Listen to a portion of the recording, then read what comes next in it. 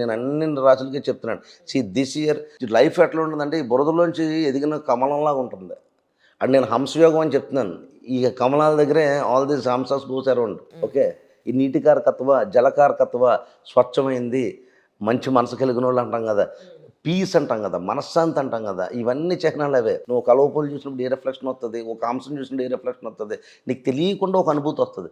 This all goes with and one more add on Jupiter represent అక్షరం అని చెప్తున్నాను. And శని నక్షత్రం మీద ఆయన ఉచ్చ స్థితి పొందుంటాడు. నీ స్టెబిలిటీ మీద అని అర్థం. శని రిప్రజెంట్ స్టెబిలిటీ. శని అంటే ఏలినాటి శని కాదు, దాన్ని భయపడిపోకండి.